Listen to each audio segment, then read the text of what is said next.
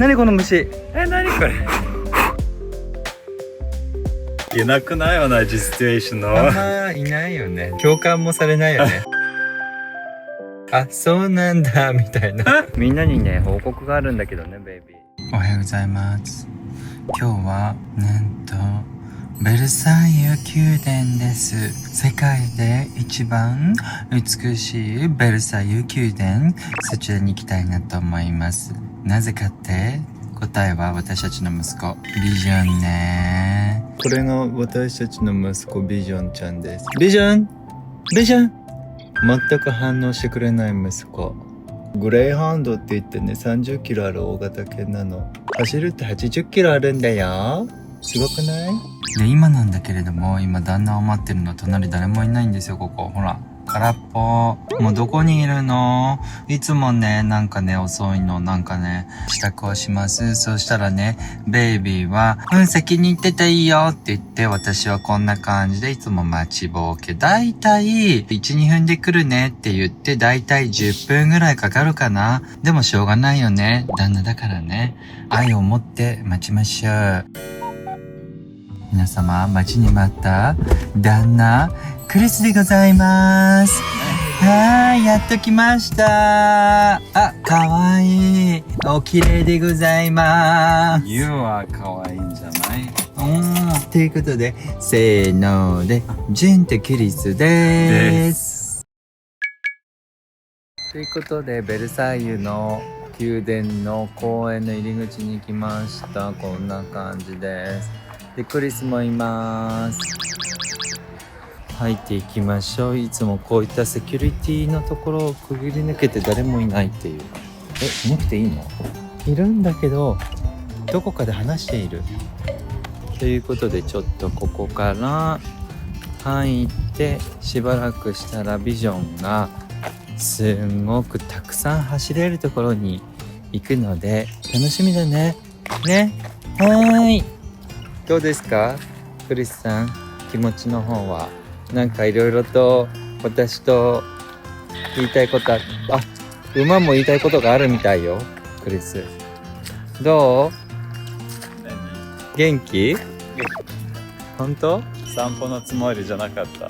私は最初から散歩のつもりだったんだけど、クリスはキャフェに行きたかったみたい。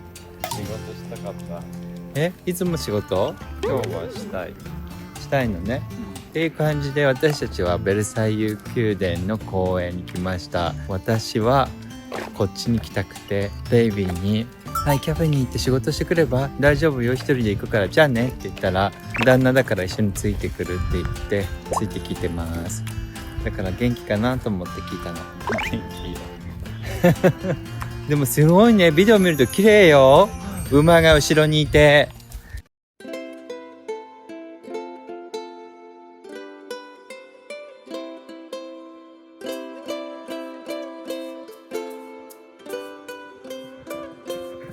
Wow! Come here. Stop. Stop. Okay. Mama. 可愛い。かわいい。もうかわいいって。ですね、皆さん、この子は何もしなくてもベイビーのところに行くの。だから私は自分から行ってこうやって抱きしめないとビジョンと触れ合えないってかわいそうな役目だよね、ベイビー。そんなことない。さっきからずっとひっついてるもん、そっちに。ね、まあ疲れてるじゃないもう。いやこう抑えないとダメだよね。やだ。レッツゴー。ベイビーどうだった？今回の旅は。散歩？散歩。めちゃくちゃ天気がいい。ずっとさ、雨だったから。あ、なにこれ？なにこの虫？なにこれ？びっくりした。やだ。カメラについて、ちょっと怖。なんかやだ。あと隠れないでくださいよ。私の後ろに。で、ベイビー？とりあえずさ、今日は良かったね。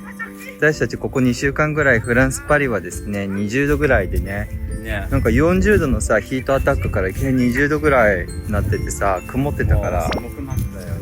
うん。やっと今日、夏が戻ってきましたって感じ。ちょっと夏の匂いにしました。日本はすごい暑いんだって。いいですね。ね、そうみたいで。いいなーって。みんなビーチにいるでしょ。みんなにね報告があるんだけどねベイビー。まあ私のことだよねビザの。どんなんだったビザ。またクリミナルになったもうやめてくださいよって話なんだけど、本当にもうどういうこと？フランスにね住むとかどっか住むってなるとね、滞在許可書っていうビザって呼ばれるものが必要じゃない？でそれを私2年間申請してるんだけど、前にも動画でね言ったと思うんだけどね、いろいろねフランスの政府のオンラインが故障して私のアカウントがおかしくて、でいろいろ申請まで大変だったんだけど、不法滞在なのかなと思ったら不法滞在だよね。明らかに証明書がないとさダメじゃん。いきなりさポコンってメール入ってきて、あなたは2025年の6月の何十日までは入れますのでっていきなり来たわけよ。じゃあその前にもし私が捕まったらあんた大変なことになってるじゃないっていう感じなんだけど、そしたらさ6月27日切れてるわけじゃん今。もう4月だから何にも返信来ないのね。もう何もない。もちろん申請中なんですけど、その傍ら私たちアンドラに移住したって、もうねみんなね今日初めて動画見る人はびっくりするよね。どこの国で住んでるのって話なんだけど、私たちフランスに在住をしておりました。だからフランスのビザを申請してたんですけど、その間に私フランスのビザ申請してるのどんぐらいだっけ？2年半かな今のところ。笑える。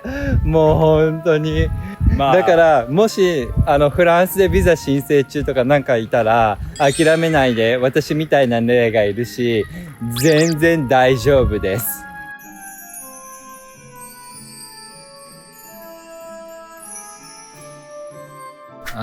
ベイビーがいきなり止まって馬が走ってて、そこがすごい美しいから撮りなって言われて撮りました。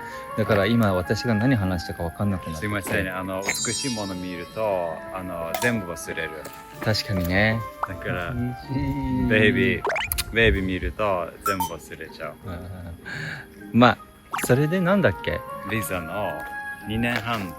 そうだ2年半。そうだからみんなもしもねフランスの国でビザをなんとかっていう人はね、みんな当たり前だからとかいろいろあるからで難しいからでおかしいからどう考えてもっていうのが私の個人的な意見なんだけど、それで2年半の間にね私たちアンドラに移住したんだよね。そうもう我慢できなくて移住しました。全然違いますでアンドラに移住したから今度アンドラの滞在許可書を申請しないといけないじゃん。でこの方がハズバンドなのでハズバンドが1回取ってベイビーがでそこを私がガチですぐに申請したんだよね、で申請するんだけどこっちに住んでるとねなんかねクリミナルレコードって言ってね、犯罪経歴証明書みたいな、あなたは罪を犯してましたかってみたいな感じで、もう犯してるんじゃないと思うんだけど一応犯してないよね今のところね。また馬？綺麗だね馬？ベイビー全然聞いてないね。はいどうぞ。こんな感じで私の会話中に馬の写真を撮ってます。ひどくない？めちゃくちゃ美しいだから。美しいっていうさ方向性が違うよね。なんかね普通にこの馬何もしてないじゃない？スカルプチャーみたいになってるじゃない？スカルプチャー？今日はすごい覚えてる。もう全然話飛びまくりなんですけどみたいな。すいません。ビザの問題ですね。っていう感じなんで旦那はもう無視して話します。でフランスの国と一緒でアンドラでね移住したからそれも見てみてください。前の動画にあるんだけどでアンドラではね全然問題なくビザとかできるじゃん。できる。クリミナルレコードって犯罪経歴証明書をねこっちに住みながらね取ると、こっちの日本大使館、フランスにある日本の大使館で指紋を取って申請するからだいたい2ヶ月かかるんだって。でやっともらえたので、それでねアンドラに送ったので、早めに送ったじゃない？もうめちゃくちゃ同じ日送った。同じ日に DHL で送ったのね。なんとアンドラの国の法律が変わりました。どういうことみたいな感じ。もう笑いに笑いって感じ。こんなハプニングがあるんだって世界にはねあるんですよ。なんかねおかしいよね。世界にはねいろんなハプニングがあって、しかも国国のハプニングだからね、政治的な。で、そしたらね、そのね、DHL で郵送してる間に、いきなり、すべての書類は、外務省がスタンプのハンコを押す、アポスティーユというものを必要になりますので、各国の各書類は、その国の、スタンプが必要です。っていう風になっちゃったの。要するに、私の犯罪経歴証明書は、普通にその証明書を持ってくるだけじゃなくて、しっかりと日本の外務省のスタンプのハンコがないとダメですっていう風になっちゃったんだよね。なりました。最初から言ってくれればいいじゃん。最初から分からなかったみんな。はぁみたいな感じで、やってる最中にみたいな、それでてんやわんやで、はちゃめちゃで大変だったよね。本当はもう大変だったって大変な時。めちゃくちゃ急すぎ。そもう全部用意したじゃない？そうよ。送って次の日変わりました。おかしいんじゃない？もうそしたらベイビーがいきなり「ジュン君はすごい引き寄せの力があるね」っていうのね。なんかね、これはもう本当になんていうひき肉じゃない。なんだっけひき肉じゃない。なんていうの皮肉でございますよね。ベイビー可愛くてもうずっとビザなしの人です。そうよ。今日日本大使館に電話し3年ぐらて、いってなるよね。そうで大使館に電話してこういう事情があってアンドロの国でって言ったら、ああそうでございますか。ということは再発行になりますねって言われたの。再発行でね。で再発行ってもう一回ね、リアプライだから、そうでしょ、またそしたらどんぐらいかかるんですか？また2ヶ月かかります。ってことは私はその間っていうのは不法滞在ですかって言ったらみたいな感じで、ね、あれちょっと待って、日本大使館のあなた日本人だから、私はあなたを日本人をサポートするのが日本大使館のあれじゃないと思ったんだけど、まあいいや、私が自分で自分自身をサポートすると思って、わかりました、もうそれしかオプションないんですよね。誠に申し訳ございません。そうですよね、あなたが悪いんじゃないもんねって思って、もう泣きながらお切りになりまして、電話を。で今ベルサイユの宮殿で散歩してる。リチャージングしてます。そうごめんねも何も、まあさ、もうこんなの運命にしかないじゃん。こんなにハプニングがあるとなんかね、ハプニングじゃなくて、あ、普通の出来事なんだなこっちのお国ではって思ってるんだけど、これがさ真面目に受け止められちゃうと困るよね。大変なことになる。もう絶対困るけど、日本と真逆で真面目に受け止めるところないじゃん、ここの国の人たちってあんまり。だからそこはねいいと思ってるんだけど、いきなり真面目になっちゃったら困るよね。そうね、もう全部ジョークを考えた方がいいですね。もうこのシチュエーションもジョークってじゃないってなってる。もう全てのこの状況がジョークでございます。だから私たちは報告があります。私たちのジョークをみんなにあなたにお届けしたかったんですっていう感じですね。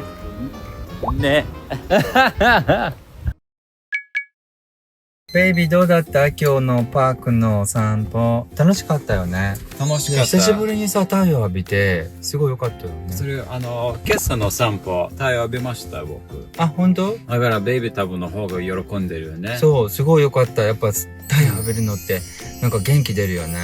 とベイビーのビザの話してごめんなさいね、いきなり私なんか返事くりのこと言って。ただ同じシチュエーションの方ってすごい少ないと思うんだけど、シチュエーションの方いたらこの動画で励まされると思うから共有しないとね。いなくない同じシチュエーションの。あんまいないよね。全然共感もされないよね。あ、そうなんだみたいな。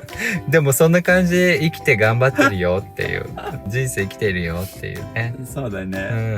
OK。ではこの動画がいいなと思いましたら、ぜひグッドボタンよろしくお願いします。お願いします。インスタフォローもしてね。YouTube チャンネル登録もよろしくお願いします。それではまた次回お会いしましょう。せーの。あちゅ。あちー。